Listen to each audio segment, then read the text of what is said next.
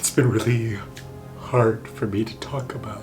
I mean, I want to be perfect for you guys. Like, I don't want to admit that there's anything wrong with me. But I think I've been keeping this secret for too long.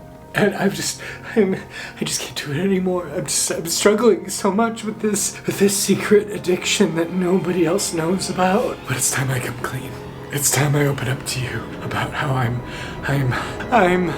addicted to this damn thing. But the bad news is you are probably as well. We are so damn addicted to these cellular devices, these pieces of technology. They're practically embedded into our hand. We can't let them go. In actuality, they probably will be embedded into our hand or our brains in not too long. But we have these devices which were engineered to harness our attention, to grab it and yoke it and tether it to them. We have been the guinea pigs on a social experiment of what happens if you get this reward mechanism in your hand that every few minutes, if you just keep checking it, you're gonna get a little spike of dopamine from a new alert or a new notification or a new like or a new comment or a new email, and we have all become fucking addicts. And I don't know about you, but I cannot take it anymore. So I wanted to share with you 5 tips that I have been doing in my own life to help me detach a little bit from this technology that's driving me crazy and live a more happy, healthy, balanced life.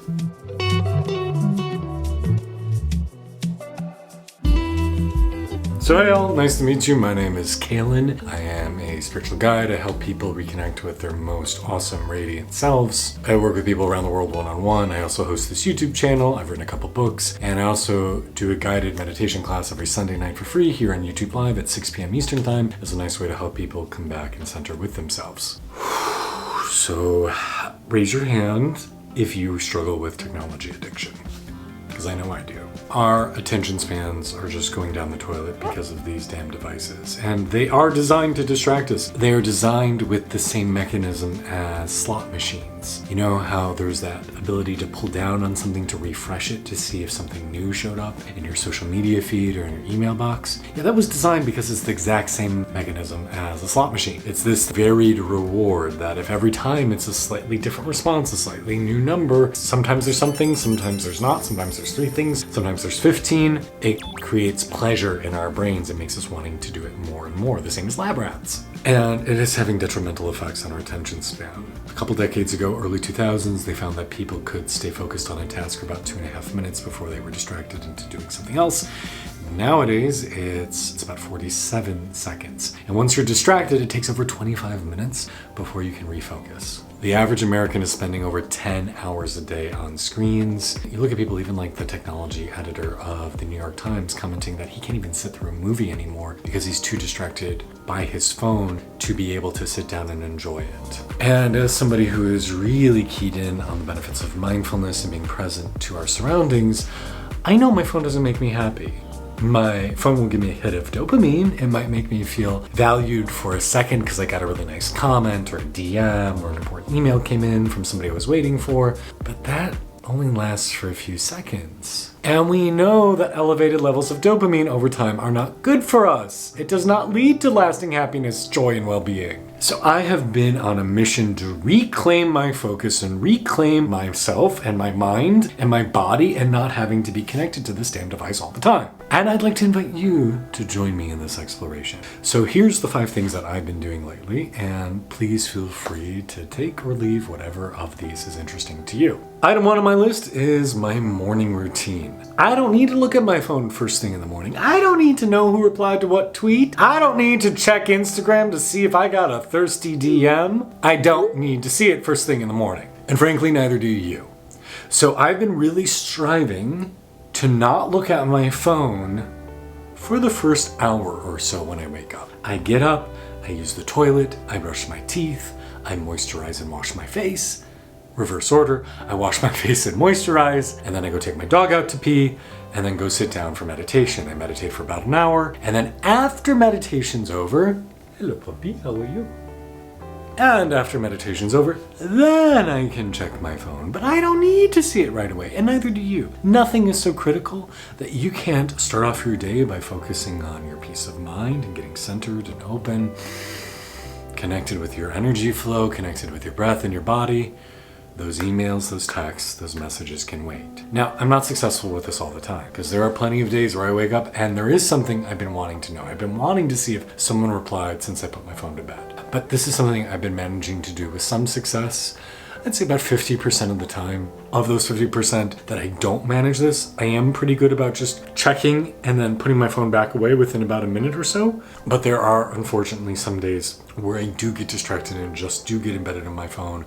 And then I know the quality of my morning gets off because I even struggle to meditate because I'm just too engaged with what's happening on this digital device. Item 2, and this is probably going to cause you a little bit of anxiety, a little bit of anxiousness, but it's the idea of leaving your phone at home. What? Not taking it with you everywhere you go? Shocking. So for myself, after meditation, I have to go take my dogs for their morning walk so they can relax for the rest of the day. If they don't get a walk, they're anxious. And you know what?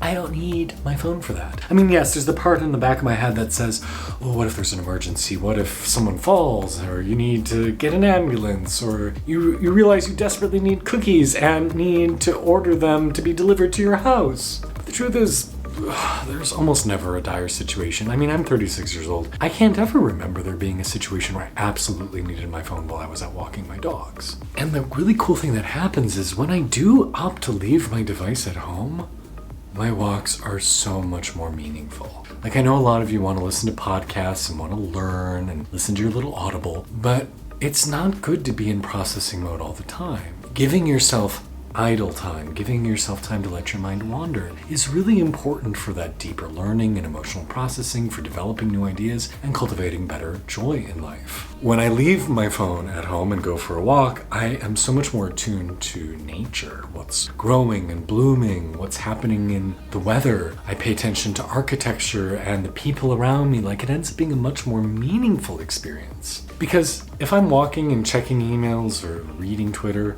I don't have a meaningful experience. I have a titillated experience, perhaps. I'm kind of engaged and turned on by information and what's happening, but it's not meaningful. In the same way, scrolling Twitter and Instagram or TikTok is seldom meaningful. It's entertaining, but it doesn't have a lot of substance usually. The same thing, reading the news versus reading a book, not the same level of substance. It doesn't nourish you in the same way. Another place I've been opting to leave my phone in the locker is at the gym. I leave it in the locker because I need it for cardio, because cardio is disgusting. I do not enjoy doing cardio. It is suffering that I have to endure for 20 minutes, but I do it because I know it's good for my heart and my doctor tells me I should, even though I do not like it. So listening to an audiobook or Taylor Swift while I do my Peloton gets me through it. But the bulk of my workout is not spent doing cardio. The bulk of my workout is about 20 minutes of yoga and then an hour and a half or so of weights. And if I bring my phone out onto the floor with me, that 20 minutes of yoga, hour and a half of weights can sometimes almost double in length. I can spend a lot of time doing weights because suddenly my break time becomes research time or reading time or replying time. When I leave my phone and I go do my strength training, I am very efficient, I'm very focused, I take the proper amount of break time and I get through things boom, boom, boom, boom, boom. Sometimes I even get through it in 45 minutes. Like, it's very impressive. So that has been a new challenge for me. Leave the damn thing at home. And there is a real FOMO. There is a real fear of missing out, a feeling of like I'm going to miss something important in the world. But no, you're not. Nothing is that critical. And I know the news wants to tell you that there is breaking news every day, but really there's not. And so just leave the damn thing at home. This one's a little bit more difficult, and sometimes I can do this and sometimes I can't, just logistically, because I am a social media influencer, so I need to be engaged in social media. But I try from time to time to delete the apps from my phone. Now, I still leave Twitter and Instagram and all that shit on my iPad, so I can access it. I just have to consciously seek it out, which then I don't have an issue with. If I'm consciously seeking out social media because I need to make a post, or I need to check on something, I need to look something up or connect with someone, that's fine. I have no issues with social media for that purpose. Where I find issues is with the mindless scroll, where I'm just bored and I have a second, so I'm just going to scroll Twitter. Or I'm going to look at funny cats on Instagram, because yes, my Instagram is all wildlife animals for the most part, and I enjoy it that way. It's much better than bodies that give me feelings of dysmorphia and unworthiness, so I'd rather just look at animals and nature. But I don't need to do that.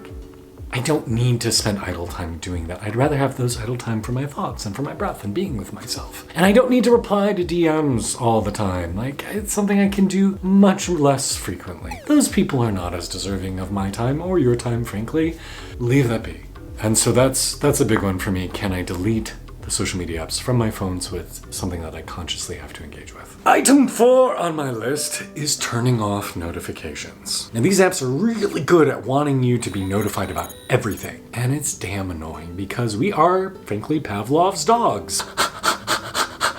The phone dings and we start salivating. So I don't want the phone to ding. I have all my notifications turned off except for phone calls and text messages. Because if you're gonna call me, or you're going to text me, then you're most likely somebody with whom I have a real relationship. You're here to present information that I actually need about us, like meeting up in person, or you're checking in on me, or I'm checking in on you because you actually matter to me. Unlike disembodied people on social media who I've never met and probably will never meet and really don't have a real relationship with. But I don't have email notifications. I don't have social media notifications. I don't have app notifications. And I'm not listing this as one of my items because I don't think most people can do this, but like regarding emails, I only check my emails a couple times a day, but I generally don't reply except every few days. If it's something urgent, yes, I will reply, but a lot of the emails I get don't require an urgent response. You know, not that long ago, you had to wait days to get a response because it came in a paper letter on a carrier pigeon. You don't need a response in 4 hours. You don't even need a response by the next business day. You are totally fine to wait until a few days from now or next week to get a reply to your inconsequential email. Sorry, you don't need it right now. And so I tend to just bulk reply to all my emails once or twice a week. I get most people can't do that, so I didn't add it to my list, but that's something that I do. But turning off all non-essential notifications, and if you do need email notifications, you know you can do like VIPs that still show up. So like if my husband emails me, that gets a notification. If our mortgage broker emails me, I get a notification, or our accountant emails me, I get a notification, or my mother. Those things I get a notification about. As I say that, I don't know why my mother gets a notification. Her emails are never anything all that critical. But just not having so much stimuli to respond to. This may sound kind of stupid, but actually it's an important thing for me, is I started wearing a watch.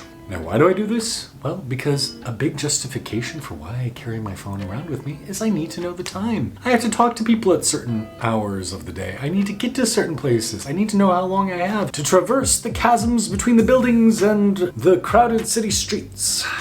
So if I give myself a horological device to keep me on track on time, then I don't need my phone. It gives me more justification to put it in a bag or not carry it with me. And I think that's an important thing for us to start considering. Where can we outsource the things that we need to non-communicative devices? AKA, if you want music when you go to the gym, can you go get an old school iPod? I don't even know if they make them anymore, but can you get something that doesn't connect to the internet so that way you have the music but aren't focused on all the other attributes? Can you carry an SLR camera rather than a phone camera? In fact, even they make now dumb phones, which, new technology, old technology coming back. Dumb phones that don't do anything but make phone calls and text message, so that way you can't be distracted by the technology. I've definitely considered getting a dumb phone, but I so seldom need to make phone calls. Most of my communication is with clients via video. There just really isn't much of a need for me to have that. But it is something to look into if you think that'd be useful for you. How can you outsource your devices to things that are not part of the Internet of Things, that are not connected, to keep your focus with you?